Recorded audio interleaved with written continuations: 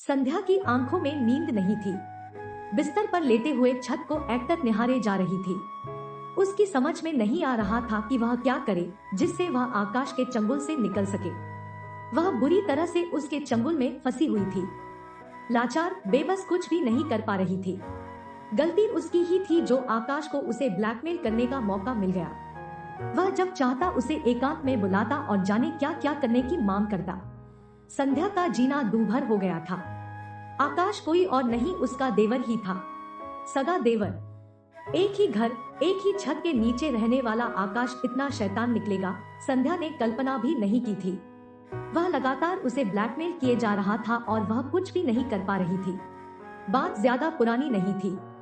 2 माह पहले ही संध्या अपने पति साहिल के साथ यूरोप ट्रिप पर गई थी।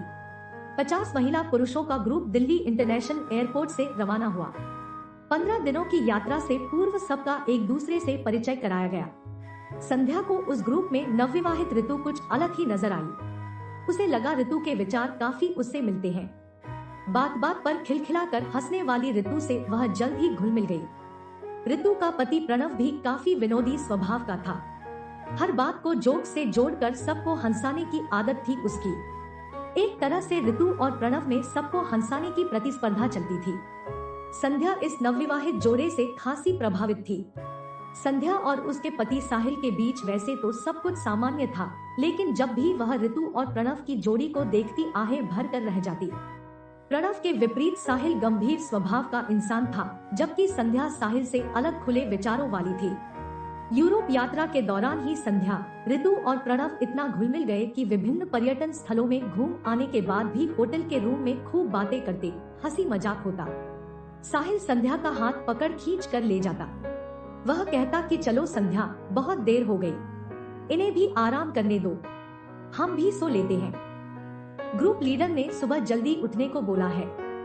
एक रात ऋतु ने व्हाट्सएप पर संध्या के सामने दिल खोल कर रख दिया। शादी से पहले के प्यार और शादी तक सब कुछ बता दिया। शादी से पहले ऋतु की लाइफ में प्रणव था। दोनों एक ही कॉलेज में पढ़ते थे। दोनों का परिवार अलग अलग धर्म और जाति का था।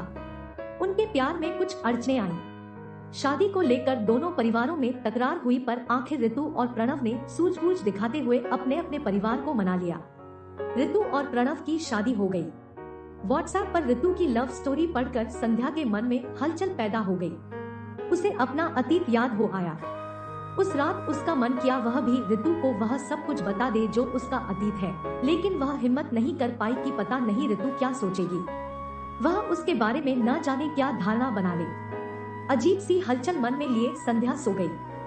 अगली रात संध्या अपने आप को रोक नहीं पाई। रोज की तरह व्हाट्सएप पर बातों का सिलसिला चल ही रहा था कि मौका देखकर संध्या ने लिख डाला कि मेरा भी एक अतीत है ऋतु।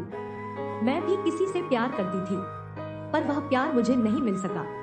ऋतु ने आश्चर्य वाला स्माइली भेजा और लिखा कि बताओ कौन था वह, क्या लव स्टोरी है तुम्हारी। फिर संध्या ने ऋतु को अपनी लव स्टोरी बताने का सिलसिला शुरू कर दिया। वह मेरे कॉलेज में ही था। उसका नाम संजय था। हम दोनों एक दूसरे से बहुत प्यार करते थे। हर 1 से 2 घंटे में मोबाइल पर हमारी बातें नहीं होती तो लगता बहुत कुछ अधूरा है लाइफ में। दोनों में खूब बातें होती और तकरार भी। दुनिया से बेखबर हम अपने प्यार की दुनिया में खोए रहते। हमारा प्यार सारी हदें पार कर गया। विश्वास था कि घर वाले हमारी शादी को राजी हो जाएंगे। इसी विश्वास को लेकर मैंने खुद को संजय को सौंप दिया। संध्या ने ऋतु को व्हाट्सएप पर आगे लिखा, उस दिन पापा ने मुझसे कहा कि बेटी तुम्हारी पढ़ाई पूरी हो चुकी है। हम चाहते हैं कि अब अच्छा सा लड़का देखकर तुम्हारी शादी कर दें। मैं एकाएक पापा से कुछ नहीं बोल पाई। बस इतना ही कहा कि पापा मुझे नहीं करनी शादी, अभी मेरी उम्र ही क्या हुई है। इस पर पापा ने कहा कि उम्र और क्या होगी, 25 साल की तो हो चुकी हो। जब मैंने कहा कि नहीं पापा मुझे नहीं करनी शादी तो वे हंस पड़े। बोले सच में अभी बच्ची हो। मैंने पापा की बात को गंभीरता से नहीं लिया, पर वे मेरी शादी को लेकर गंभीर थे। एक दिन पापा ने मुझे बताया कि एक अच्छे परिवार का लड़का है तेरे लायक, किसी बड़ी कंपनी में सॉफ्टवेयर इंजीनियर है, 25 लाख का पैकेज है। वे अगले हफ्ते तुझे देखने आ रहे हैं। पापा की बात सुनकर मैं अवाक रह गई। मुझसे रहा नहीं गया। मैंने हिम्मत जुटाकर पापा से कहा कि पापा मैं एक लड़के से प्यार करती हूँ, आप उनसे बात कर लीजिए। पापा मेरी तरफ देखते रह गए। उन्हें विश्वास ही नहीं हुआ कि उनकी नजर में मैं सीधी सादी नजर आने वाली लड़की किस हद तक आगे बढ़ चुकी हूँ। पापा ने पूछा कि कौन है वह लड़का। मैंने संजय का नाम पता बताया तो पापा का गुस्सा बढ़ गया कि कभी उस परिवार में अपनी बेटी का रिश्ता नहीं करूँगा। मैं अंदर तक हिल गई। मुझे लगा मेरे सपने रेत से बने महल की तरह धराशायी हो जाएंगे। मैंने तो संजय को सब कुछ सौंप दिया था। धरती हिलती हुई नजर आई उस दिन मुझे। पापा और सब घर वालों ने 2 से 4 दिन में ऐसा माहौल बनाया कि मेरी और संजय की शादी नहीं हो पाई। अगले हफ्ते ही साहिल और उसके घर वाले मुझे देखने आ गए। मुझे पसंद कर लिया गया। रिश्ता पक्का हो गया। पापा ने सख्त हिदायत दी कि संजय का जिक्र भूल कर भी कभी न करूं। इस तरह मेरी शादी साहिल से हो गई। मैं अतीत भूलकर अपना घर बसाने में लग गई। शादी को 2 साल हो चुके हैं। संध्या ने ऋतु से व्हाट्सएप पर अपने अतीत की बातें शेयर की और संजय का वह फोटो भेजा जो उसने संजय के फेसबुक अकाउंट से डाउनलोड किया था। अरे वाह मैडम, तुमने तो बखूबी हैंडल कर लिया लाइफ को, ऋतु ने संध्या की कहानी सुनकर लिखा। इसी तरह हंसी मजाक और व्यक्तिगत बातें शेयर करते हुए यूरोप का ट्रिप पूरा हो गया। जब वे वापस घर पहुंचे तो संध्या और साहिल थक कर चूर हो चुके थे। तब रात के 2 बज रहे थे। सुबह देर तक सोते रहे। सास ने दरवाजा खटखटाया कि संध्या, साहिल उठ जाओ, सुबह के 11 बज चुके हैं, नहा कर नाश्ता कर लो। संध्या हड़बड़ा कर उठी, फटाफट फ्रेश होकर तैयार हुई और किचन में आ गई। नाश्ता तैयार कर डाइनिंग टेबल पर लगाया। तब तक साहिल भी तैयार हो चुका था। दोनों ने नाश्ता किया। तभी संध्या को ख्याल आया कि मोबाइल कहाँ है। उसने इधर उधर देखा पर नहीं मिला। आखिर कहाँ गया मोबाइल? उसे ध्यान आ रहा था कि रात को जब आई थी तो डाइनिंग टेबल पर रखा था। संध्या, मैं ऑफिस जा रहा हूँ, आज बॉस आ रहे हैं, 3 बजे उनके साथ मीटिंग है, साहिल ने घर से निकलते हुए कहा। ठीक है। साहिल के जाने के बाद संध्या मोबाइल ढूंढने में जुट गई। हर जगह देखा। वह अपने देवर आकाश के कमरे में जा पहुंची कि कहीं उसने देखा हो। वह उसके कमरे में पहुंची तो मोबाइल आकाश के हाथों में देखा। वह मोबाइल स्क्रीन पर व्हाट्सएप पर मैसेज पढ़ रहा था। वह मैसेज जो संध्या ने ऋतु को लिखे थे। वह सब कुछ पढ़ चुका था और मोबाइल को साइड में रखने ही जा रहा था। आकाश, क्या कर रहे हो? मेरा मोबाइल तुम्हारे पास कहां से आया? क्या देख रहे थे इसमें? संध्या ने पूछा तो हमउम्र देवर आकाश के होठों पर कुटिल मुस्कान दौड़ गई। कुछ नहीं भाभी, बस आपकी लव स्टोरी पढ़ रहा था। आपके लवर का फोटो भी देखा, बहुत स्मार्ट है वह। क्या नाम था उसका? संजय, आकाश ने कहा तो संध्या की आंखों के सामने अंधेरा छा गया। कुछ नहीं है आकाश, वे सब मजाक की बातें थी, संध्या ने गिड़गिड़ाते हुए कहा। अगर भैया को ये सब मजाक की बातें बता दूं तो? आकाश ने तिरछी नजरें करते हुए कहा। उसकी आंखों में शरारत साफ नजर आ रही थी। संध्या को आकाश के इरादे नेक नहीं लगे। उसे अफसोस था कि उसने किसी अनजानी दोस्त के सामने क्यों अपने अतीत की बातें व्हाट्सएप पर लिखी। लिख भी दी थी तो डिलीट क्यों नहीं की? तुम ऐसा कुछ नहीं करोगे आकाश, यह मजाक अच्छा नहीं है तुम्हारे लिए, संध्या ने सख्त लहजे में कहा। यह सुनकर आकाश अपनी औकात पर उतर आया। भाभी जान, क्यों घबराती हो? ऐसा कुछ नहीं करूँगा, आप बस देवर को खुश कर दिया करो। संध्या गुस्सा पीते हुए बोली, मुझे क्या करना होगा? तुम क्या चाहते हो? भाभी, इतना बताना पड़ेगा क्या आपको? आप शादीशुदा हैं। शादी से पहले भी आप काफी ज्ञान रखती थी, आकाश ने बेशर्मी से कहा। संध्या को लगा वह बहुत बड़े जाल में फंसने जा रही है। अब करे भी तो क्या करे? क्या सोच रही हो संध्या? आकाश अचानक भाभी से संध्या के संबोधन पर उतर आया।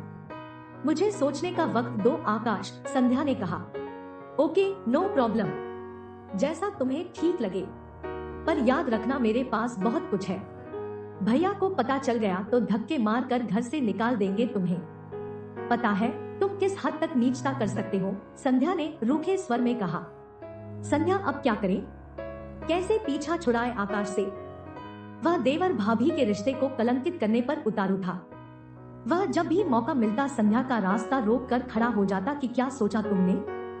आकाश मोबाइल पर संध्या को कॉल करता, इतने दिन हो गए अभी तक सोचा नहीं क्या? क्यों तड़पा रही हो? संध्या पर आकाश लगातार दबाव बढ़ा रहा था। उसका जीना दूभर हो गया। किसी उधेड़बुन में वह करवटें बदल रही थी। उसकी नींद उड़ चुकी थी। वह सुबह तक किसी निर्णय पर पहुंचना चाहती थी। उसके सामने दुविधा यह थी कि वह खुद को बचाए या आकाश की वजह से परिवार में होने वाले विस्फोट से बचे। वह चाहती थी किसी तरह आकाश को समझा सके ताकि यह बात अन्य सदस्यों तक नहीं पहुंचे, लेकिन करे तो क्या करे। अचानक उसके दिमाग में एक विचार कौंधा। हाँ, यही ठीक रहेगा। उसने मन ही मन सोचा और गहरी नींद में सो गई। अगले दिन संध्या ने घर का कामकाज निपटाया और अपनी सास से बोली, मम्मी जी, मुझे मार्केट जाना है कुछ घर का सामान लाने। घंटे भर में वापस जा जाऊंगी। फिर संध्या जब घर लौटी तो उसके चेहरे पर चिंता की लकीरों के बजाय चमक थी। उसने पढ़ा था कि राक्षस को मारने के लिए मायावी होना ही पड़ता है। वह आकाश को भी उसी के हथियार से मारेगी, उसका सामना करेगी। मार्केट से वह अपने मोबाइल में वॉइस रिकॉर्डिंग सॉफ्टवेयर डलवा आई। कुछ देर बाद ही आकाश ने घर से बाहर जाकर संध्या के मोबाइल पर कॉल की। संध्या पूरी तरह तैयार थी। हेलो संध्या, क्या सोचा तुमने? आकाश ने पूछा। मुझे क्या करना होगा? संध्या ने पूछा। कुछ नहीं, बस वही सब। तुम्हें बताना पड़ेगा क्या? हाँ, बताना पड़ेगा। मुझे क्या पता तुम क्या चाहते हो। तुम मेरे साथ। और फिर सब कुछ बताता चला गया आकाश। कब, कहाँ, क्या करना होगा। और अगर मैं मना कर दूं तो क्या करोगे? संध्या ने पूछा। कुछ नहीं, तुम्हारी लव स्टोरी सबको बता दूंगा। संध्या गुस्से से चिल्ला पड़ी, जाओ सबको बताओ। परंतु एक बात याद रखना, तुम जो मुझे ब्लैकमेल कर रहे हो ना, मैं इसकी शिकायत पुलिस में करूंगी। ऐसी हालत कर दूंगी कि कई जन्मों तक याद रखोगे। कैसे करोगी? क्या प्रूफ है तुम्हारे पास? आकाश ने कहा। घर आकर देख लेना, यो कायरों की तरह घर से बाहर जाकर क्या बात कर रहे हो। संध्या का गुस्सा बढ़ता ही जा रहा था। शाम को आकाश घर आया। संध्या ने मौका मिलते ही धीमे से कहा, प्रूफ दूं या वैसे ही मान जाओगे? तुमने जो भी बातें की है वह सब मोबाइल में रिकॉर्ड है और इसकी सीडी अपने लॉकर में रख ली है। आकाश को विश्वास नहीं हो रहा था कि संध्या इस कदर पलटवार करेगी। वह चुपचाप अपने कमरे में खिसक गया। संध्या आज अपनी जीत पर प्रसन्न थी। व्हाट्सएप के जरिए जो मुसीबत उस पर आई थी वह उससे छुटकारा पा चुकी थी।